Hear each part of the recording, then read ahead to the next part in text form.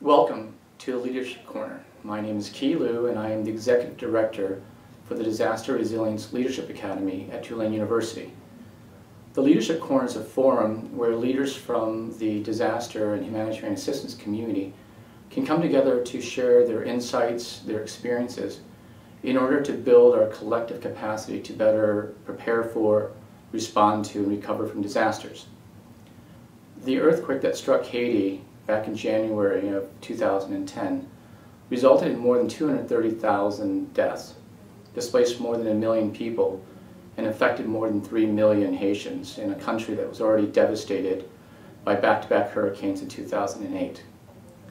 In the immediate aftermath of the earthquake, there were countless examples of leaders from the Haitian civil society, from the Haitian government, from the United Nations, and then the non-governmental organizations who led efforts to save lives and alleviate suffering. The following interview is with one of those leaders. General Keane, the military deputy commander at U.S. Southern Command, was in country at the time of the earthquake and led U.S. Southern Command's Joint Task Force Haiti in the aftermath. I hope you enjoy the interview. Thank you. General, thank you very much for speaking with us today. You were on the ground in Haiti when the earthquake struck. I was. And just how did you deal with the aftermath? I mean, how did you address some of the challenges and carry out your program?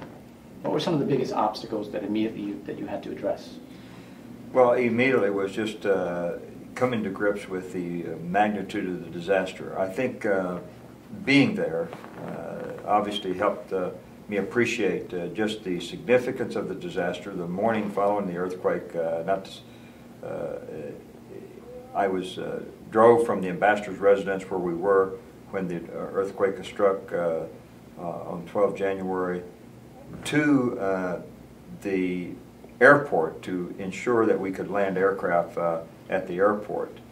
And the previous night, of course, we were getting reports in from throughout the city of the damage, but seeing it and taking what was normally a 30-minute drive, and it took me nearly 2.5 hours to get to the airport just because of the streets being blocked, rubble, cars turned over, rescue efforts ongoing.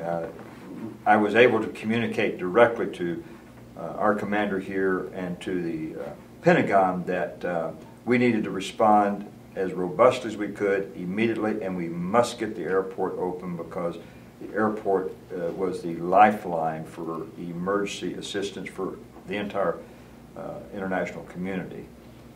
So I think being there in that respect gave me that appreciation that I could communicate to our senior leaders.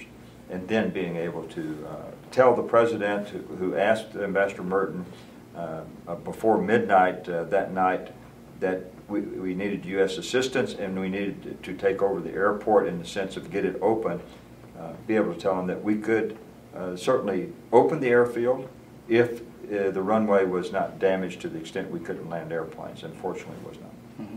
Now, obviously everybody knows that the earthquake was catastrophic here, but from kind of a planning scenario here for Southern Command and for your operations, in the first 30 days, can you kind of walk us through in terms of some of the key priority activities that from your perspective needed to be in place in order for obviously relief to flow to the impacted citizens?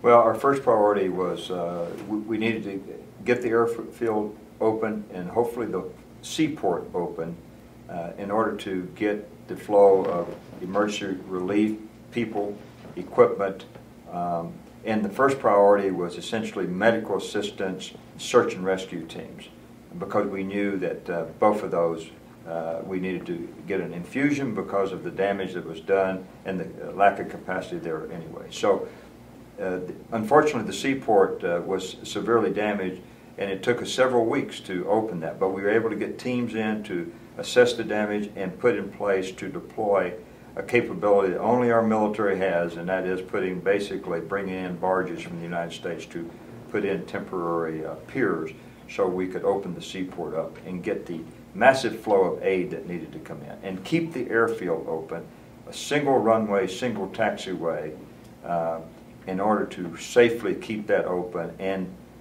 set up a system and a process that we could prioritize and bring aid in that was most needed into the airport. That was a challenge, and as has been noted, lots of folks wanted to bring things in that didn't come in when they thought it should come in, and so getting a system in place that everyone could access and work against the priorities of the international community and government of Haiti, who set those priorities.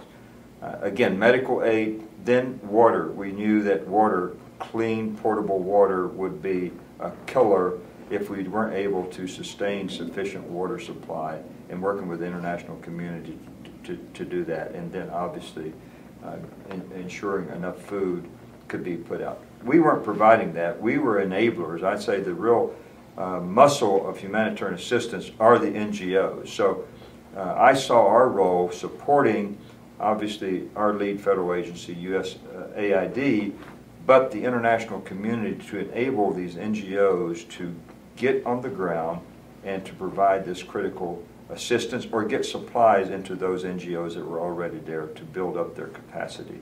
So the logistics part of this I saw as sort of what our military could enable to happen. And then obviously having enough troop presence and helicopters logistically to move things that otherwise could not be moved quickly enough. From, I mean, obviously with the great demand that was as a result of the earthquake, we saw a huge influx of partners, international partners, NGOs and others there. How difficult was it in terms of the coordination structure to be able to get things accomplished, to move supplies from point A to B for planning purposes? Well, I think coordination and collaboration were, from a strategic perspective, probably the key thing that we had to focus on. And it was very difficult. And it was never as good as we would want it, but it got better every day.